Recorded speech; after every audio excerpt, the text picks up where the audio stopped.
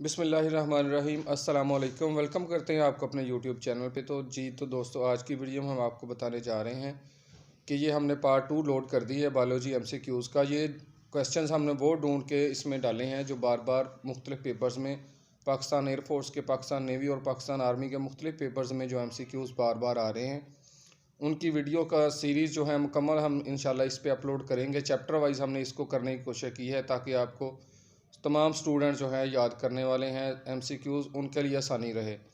तो आपने हमारे चैनल को सब्सक्राइब कर लेना है ताकि आपको तमाम आने वाली वीडियोस मिलती रहें और आपकी तैयारी अच्छी से अच्छी हो सके। तो ये वीडियो उन तमाम स्टूडेंट्स के लिए है जिन्होंने पीएएफ में फ़ीमेल मेडिकल असिस्टेंट के लिए, पाक नेवी में फ़ीमेल मेडिकल टेक्नीशियन के लिए अप्लाई किया और पाक आर्मी में नर्सिस की जो जॉब्स आती हैं उनके तमाम के लिए ये एमसीक्यूज़ बहुत ज़्यादा फ़ायदेमंद होने वाले हैं। तो वीडियो को एंड तक लाजमी देखिएगा। जी, तो स्टूडेंट बात करते हैं नेक्स्ट एमसीक्यूज़ की। तो next MCQs, the famous book अल अबील is written by Jabir bin Hayyan, Abdul Malik इस्माई, डार्विन और बू अली सीना। तो इसका जो है करेक्ट ऑप्शन जो है वो बी है। इसके बाद नेक्स्ट है जी, the founder of medicine is Jabir bin Hayyan, Abdul Malik, Bu Ali सीना, अल बेरूनी। तो आपने अगर चैप्टर पढ़ा हो तो उसमें जो है मुख्तलिफ़ साइंसदानों की मुख्तलिफ़ खदमात और बुक्स के नाम जो है वो आपने अच्छी तरह याद कर लेने हैं। और हर साइंसदान की जो स्पेशलिटी है कि जिस साइंसदान ने, अब्दुल मालिक जो है, जाबर बिन हयान है, अल बेरूनी और बू अली सीना जो है वो किन किन चीज़ों में मास्टर्स थे, और उनकी बुक्स के नेम जो है वो आपने अच्छी तरह याद कर लेने हैं। तो पहला चैप्टर इंशाल्लाह आपका मुकम्मल तैयार हो जाएगा। जैसे कि मैंने पहले बताया, वो आपने ब्रांचेस की जो है अच्छी तरह तैयारी करनी है, और ये जो साइंसदान हैं इनके मुख्तलिफ़ कारनामे जो हैं, कौन सा साइंसदान किस चीज़ में ज़्यादा एक्सपर्ट था, वो आपने याद कर लेनी है। तो नेक्स्ट एमसीक्यूज़ है जी, birth place of Jabir bin Hayyan, यानी जाबर बिन हयान कहाँ पैदा हुए। तो उनकी बर्थ प्लेस ईरान है। जाबर बिन हयान ईरान में पैदा हुए। तो नेक्स्ट एमसीक्यूज़ है जी, what is the total number of elements that occur in nature. यानी दुनिया में जो है वो कितने एलिमेंट्स जो हैं टोटल पाए जाते हैं। तो 92 एलिमेंट्स जो हैं वो नेचर में पाए जाते हैं। 92 पी जो है वो करेक्ट ऑप्शन है। इसके बाद नेक्स्ट अगर एमसीक्यूज़ की बात करें तो नेक्स्ट एमसीक्यू है, the elements that take part in making body mass of a living organisms are. Total जो है, जैसे हमने बात की, 92 है, और इंसानी जिस्म का बनाने में जिन एलिमेंट्स का किरदार है वो 16 है। नेक्स्ट है जी, what is the percentage composition of water in protoplasm of all living things. यानी तमाम जानदार चीज़ों का प्रोटोप्लाज्म जो है उसमें वाटर कंपोजिशन कितनी है। 60 to 70%। ठीक है, ये ऑप्शंस आपने ठीक कर लेने हैं। 60 to 70% कंपोजिशन जो है वो पानी की होती है तमाम लिविंग ऑर्गेनिजम्स के प्रोटोप्लाज्म में। प्रोटोप्लाज्म की बात करें, प्रोटोप्लाज्म बोलते हैं सेल का जो माया हिस्सा होता है। सेल का जितना भी, एक तो होता है ना सॉलिड हिस्सा जिसमें ऑर्गेनेली सेल के आते हैं, जो जो लिक्विड हिस्सा होता है सेल का जितना भी, उसको बोलते हैं प्रोटोप्लाज्म। तो वो उन्होंने पूछा है जी कितने परसेंट पर मुश्तमिल होता है, तो ये आपने करेक्शन कर लेनी है। 60 to 70% होता है। ये आगे 700 लिखा हुआ है, वो आपने ठीक कर लेना है। तो नेक्स्ट एमसीक्यूज़ की बात करें तो नेक्स्ट एमसीक्यूज़ है जी, which element mostly present in an individual is. किसी भी जानदार में जो सबसे ज़्यादा एलिमेंट मौजूद होता है वो क्या है जी, ऑक्सीजन है। नाइट्रोजन जो है वो एक ऐसा एलिमेंट है जो पूरी दुनिया में जो सबसे ज़्यादा पाया जाता है, लेकिन ऑक्सीजन जो है वो किसी भी जानदार में सबसे ज़्यादा पाया जाने वाला एलिमेंट है। उसके बाद है जी, percentage composition of oxygen in the protoplasm of living organisms is. तो सबसे ज़्यादा जो है, पिछले एमसीक्यूज़ में भी यही बात पूछी थी उन्होंने, 65% जो है प्रोटोप्लाज्म में ऑक्सीजन पाई जाती है। यानी जो लिक्विड पोर्शन है सेल का, जैसे मैंने पहले बताया, तो उसमें 65% ऑक्सीजन पाई जाती है। नेक्स्ट क्वेश्चन है जी, percentage composition of hydrogen in protoplasm of living organisms. 10%, 65% oxygen और 10% हाइड्रोजन। क्योंकि ये दोनों चीज़ें मिलके जो है पानी बनता है, जैसा कि आप जानते हैं H2O फार्मूला है पानी का। तो ये दोनों एलिमेंट्स जो हैं पानी की शक्ल में पाए जाते हैं सबसे ज़्यादा। Proton protons and neutrons are included in which level? Atomic level, molecular level, organelle level या सब एटॉमिक लेवल? तो सब एटॉमिक, जैसा कि सब एटॉमिक से जिस चीज़ कोई भी वर्ड जिसके साथ सब लगता है तो उसका मतलब होता है उससे छोटा लेवल। यानी एटॉमिक के साथ अगर सब लगा है तो इसका मतलब है एटम से छोटा लेवल। तो क्योंकि ये प्रोटॉन्स और न्यूट्रॉन्स एटम के पार्ट हैं, यानी कि एटम जो है इनसे मिलके बनता है, ये सब एटॉमिक लेवल होगा। किसी भी चीज़ जिसके पास साथ सब लग जाता है बायो में, तो वो उससे छोटा पार्ट होता है, यानी कि उससे उसके अज्जा में वो चीज़ शामिल होती है। Which one of the following is macro molecule? Macro का मतलब होता है बड़ा और माइक्रो का मतलब होता है छोटा। तो देख लें जी, glucose, water, hydrogen, starch. Starch जो है एक मैक्रो मॉलिक्यूल है, क्योंकि इसमें बहुत सारे ग्लूकोज जो हैं वो आपस में जुड़े होते हैं, तो इसलिए स्टार्च जो है मैक्रो मॉलिक्यूल है। Which of the following is a macro molecule? Next भी सेम क्वेश्चन है। इसमें है जी ग्लूकोज। ग्लूकोज में जो है काफ़ी ज़्यादा मॉलिक्यूल जुड़े होते हैं। ग्लूकोज का फार्मूला जैसा कि आप जानते हैं C6H12O6 है। तो इसमें काफ़ी ज़्यादा मॉलिक्यूल जो है जुड़े होते हैं, तब जाके ग्लूकोज बनता है।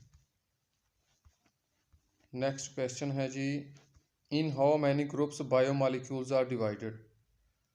बायोमॉलिक्यूल जैसा कि मैंने पहले बताया, माइक्रो मॉलिक्यूल्स और मैक्रो मॉलिक्यूल्स, तो किस्म के बायोमॉलिक्यूल्स होते हैं।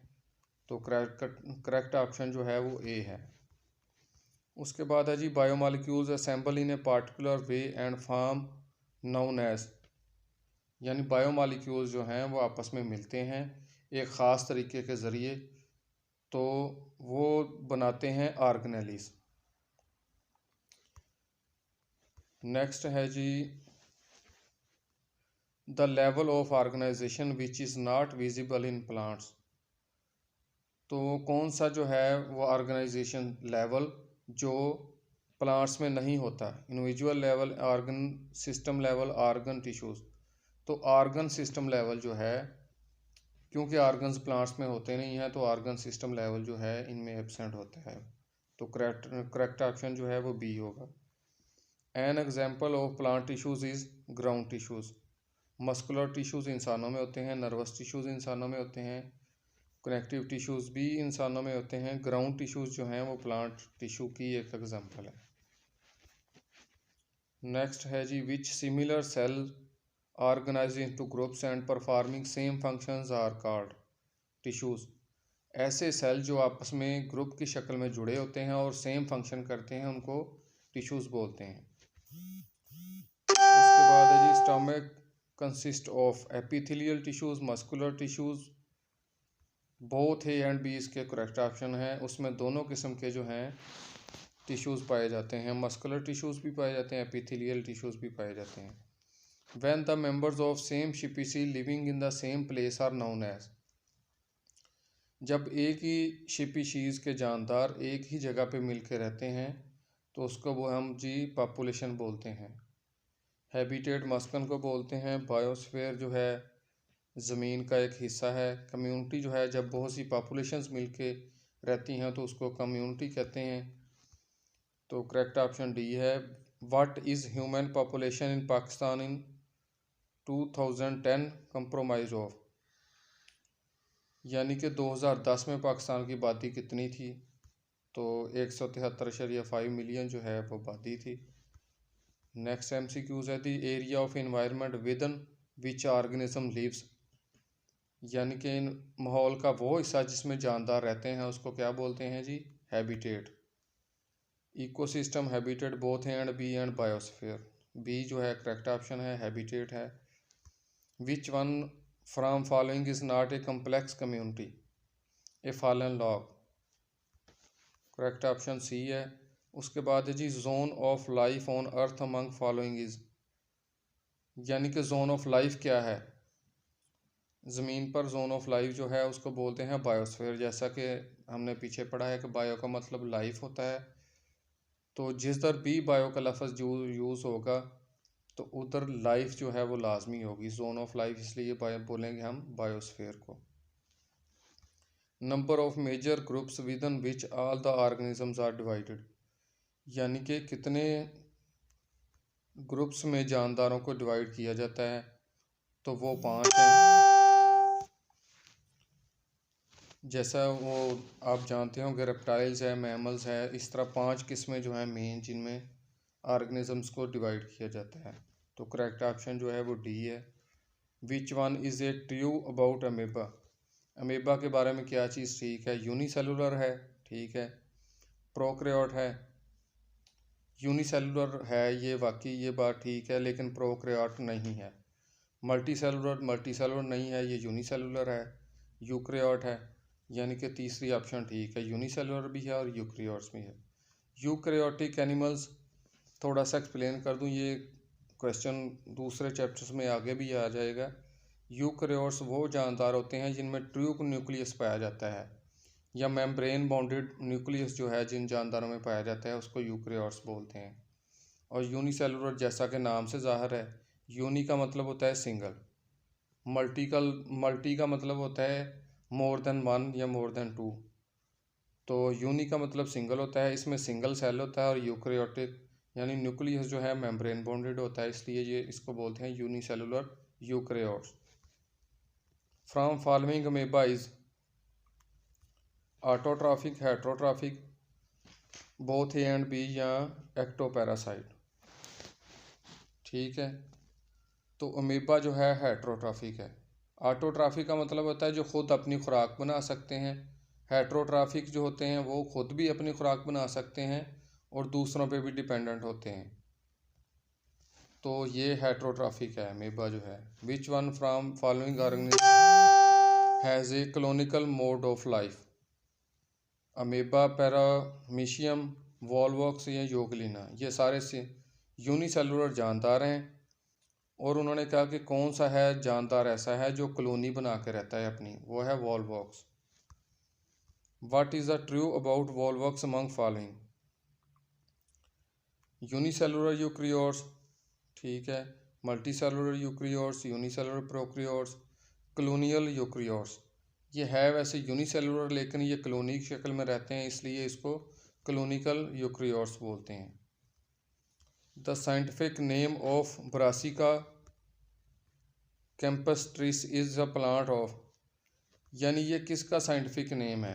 ब्रासिका कैम्पस्ट्रिस, ये मस्टर्ड प्लांट जो है उसका साइंटिफिक नेम है।